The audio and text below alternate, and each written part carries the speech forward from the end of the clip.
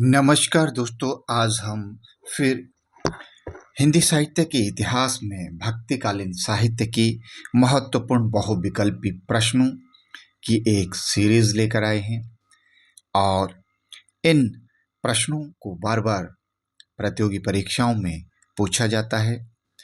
तो पहला प्रश्न आपके सामने है। अगर आपने हमारा यूट्यूब चैनल स्टडी मंत्रा 25 सब्सक्राइब नहीं किया है तो उसे सब्सक्राइब कर लीजिए और हमारा फेसबुक पेज स्टडी मित्रा को फॉलो कीजिए।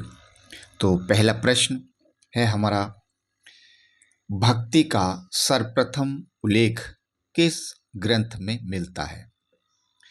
यानी कि भक्ति का सर्वप्रथम उल्लेख किस ग्रंथ में मिलता है? और आपके ऑप्शन हैं श्वेताश्वेत्र उपनिषद, रामायण, कौशितकी ब्राह्मण या छंदोपनिषद। इनमें से किस में है? तो आपका राइट आंसर है भक्ति का सर्वप्रथम उल्लेख श्वेताश्वेत्र उपनिषद में मिलता है, यानी कि पहला जो है वो राइट आंसर है। और इसी तरह दूसरा है, ईस्वी सन में कितने वर्ष जोड़ने पर विक्रमी संवत बनता है? यानी ईस्वी सन में कितने वर्ष जोड़ने पर विक्रमी संवत बनता है? आपके ऑप्शन हैं 60 वर्ष, 57 वर्ष, 64 वर्ष और 80 वर्ष। तो राइट आंसर है ईस्वी सन में 57 वर्ष जोड़ने से विक्रमी संवत बनता है। अब नेक्स्ट क्वेश्चन है, रामचंद्र शुक्ल ने भक्तिकाल की सीमा का निर्धारण कहाँ से कहाँ तक किया है? यानी कि उन्होंने भक्तिकाल की सीमा को कहाँ से कहाँ तक माना है? तो आपके ऑप्शन हैं छंदो गयो। आपके ऑप्शन हैं 1300 से लेकर 1700 ईस्वी, 1375 से लेकर 1700 ईस्वी, 1318 से लेकर 1643 ईस्वी और 1400 से लेकर 1700 ईस्वी। तो राइट आंसर है रामचंद्र शुक्ल ने भक्तिकाल की सीमा 1375 से 1700 ईस्वी तक मानी है। 1375 से लेकर 1700 ईस्वी तक मानी है। नेक्स्ट क्वेश्चन है, सगुण भक्ति का मूल कहाँ माना जाता है? सगुण भक्ति का मूल कहाँ माना जाता है? आपके ऑप्शन है उत्तरी भारत, पश्चिमी भारत, पूर्वी भारत और दक्षिणी भारत।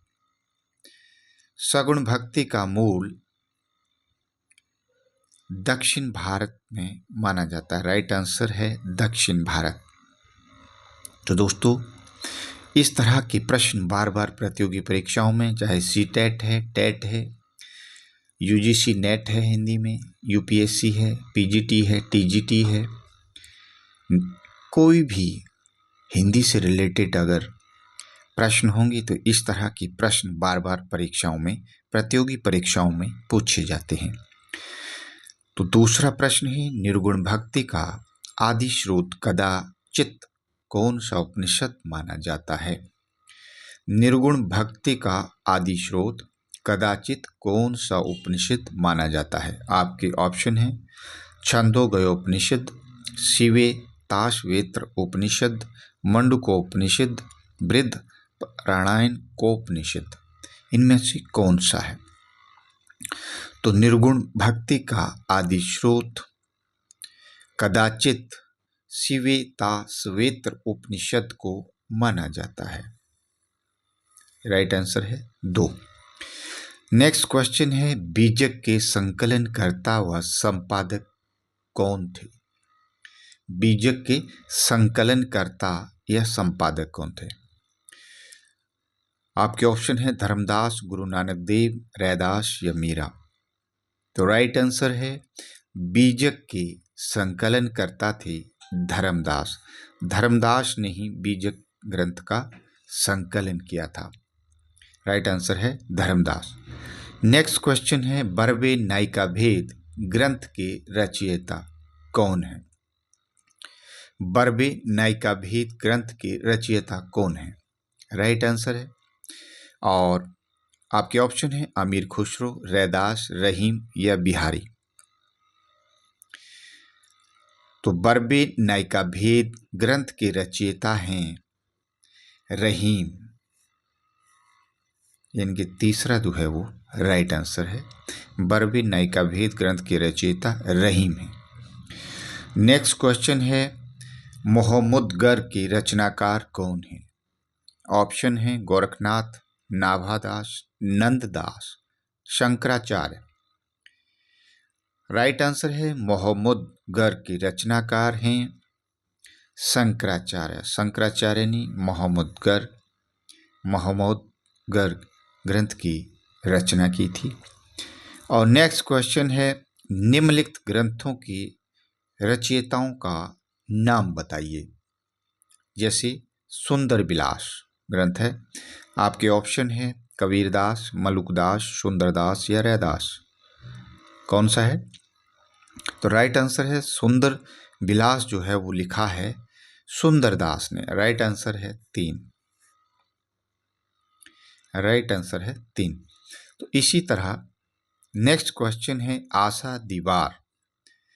आशा दीवार ग्रंथ के रचयिता कौन है? आपके ऑप्शन है गुरु नानक, गुरु गोविंद सिंह, गुरु अर्जुन सिंह या गुरु रामदास। तो राइट आंसर है आशा दीवार ग्रंथ के जो रचयिता हैं वो है गुरु नानक, यानी कि दूसरा जो पहला जो ऑप्शन है गुरु नानक वो राइट आंसर है। तो दोस्तों इस तरह की डेली अपडेट के लिए हमारी फेसबुक पेज स्टडी मित्रा और यूट्यूब स्टडी मंत्रा 25 को सब्सक्राइब कीजिए। अगर वीडियो अच्छा लगा हो तो शेयर कीजिए, लाइक कीजिए, कमेंट कीजिए। और अगर साहित्य के किसी और अंक पर अगर आप किसी को और अधिक जानकारी या इस तरह की वीडियो चाहिए हो तो आप कमेंट कर सकते हैं। हम उस तरह का वीडियो बनाकर आप तक पहुंचा सकते हैं। और ये वही महत्वपूर्ण प्रश्न होते हैं जो बार बार प्रतियोगी परीक्षाओं में पूछे जाते हैं। तो आज के लिए इतना ही, और कल फिर मिलेंगे एक नए वीडियो के साथ, नए महत्वपूर्ण प्रश्नों के साथ। तब तक के लिए नमस्कार।